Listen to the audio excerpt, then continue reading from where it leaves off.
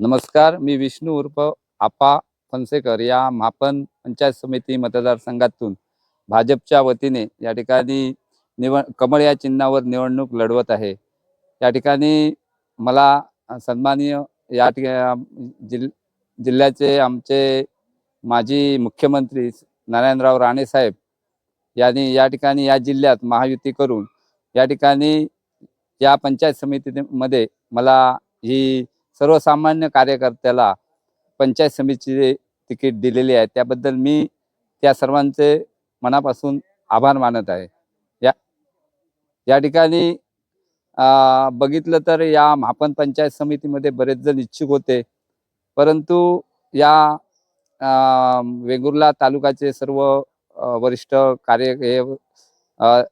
अध्यक्ष पप्पू परब, त्याचप्रमाणे माझे सहकारी मनीषजी दळवी यांच्या कृपेमुळे या ठिकाणी मला विशेष करून या मतदारसंघामध्ये ही संधी दिली गेलेली आहे।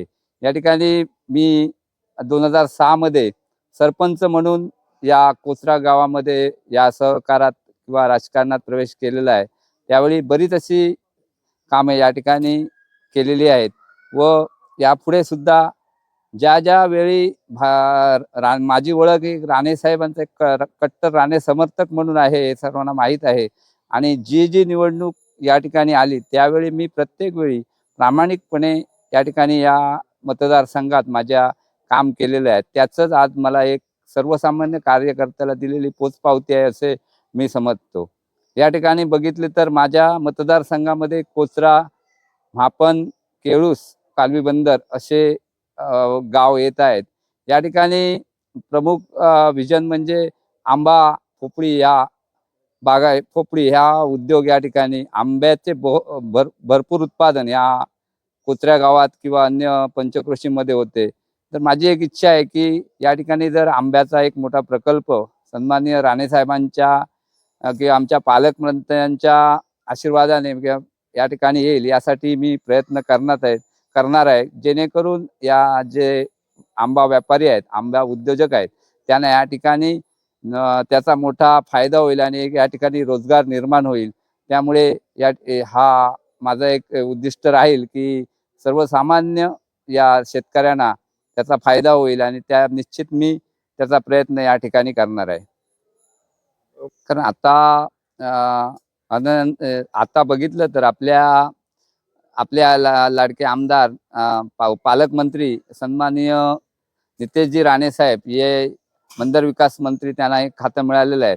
ते पाहिलं असतं तर खरोखरच या ठिकाणी एक आम्ही कोकणचे आणि किनारपट्टीचे मच्छीमार बांधव आहेत, ते भाग्यवान आहेत की त्यांच्या प्रयत्नाने या ठिकाणी जे मच्छीमारांचे प्रश्न आहेत, मच्छीमारांना जे हवे असणारे उद्योग आहेत, ते निश्चितच या ठिकाणी सुरू होत आहेत।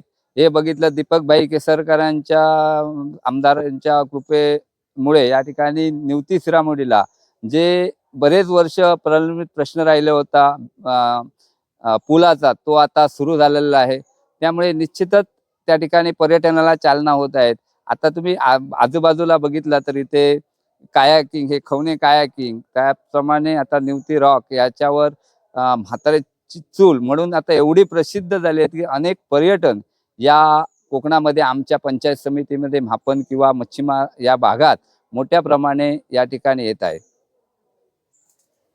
खरोखरच ज्यावेळी राणे साहेबांनी या ठिकाणी हा जिल्ह्याचं प्रतिनिधित्व केलं तर पाहिलं तर या ठिकाणी बराच विकास या कोकणाचा झालेला आहे। कारण सुजलाम सुफलाम असा ही किनारपट्टी कोकण आहे आणि निश्चितच या ठिकाणी चांगल्या प्रकारचा विकास या राणे साहेबांच्या कृपेमुळे या जिल्ह्यात, या आमच्या पंचक्रोशीत होत आहे।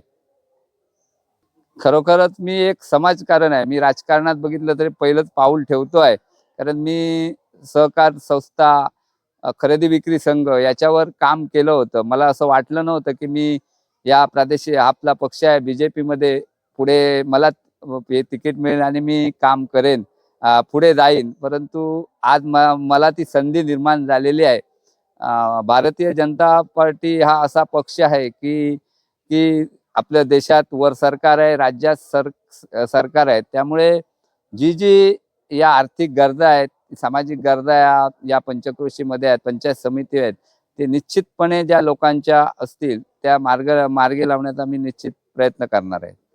बघितलं तर आता हळूहळू या कोकणामध्ये म्हणजे निवती, सिरामवाडी, खवणे या भागात, भोगवे भागात जोरदार या वर्षीचंच उदाहरण बघितलं तर असे पर्यटक या ठिकाणी या भागात आले की आमचे किनारपट्टीचे लोक म्हणजे त्यांच्या सुविधा पूर्ण करायला अपूर्ण पडले असं मला तर वाटतं. या या महिन्यात असंख्य पर्यटक या ठिकाणी आले आहेत. रस्त्याचा विषय तर आहेत.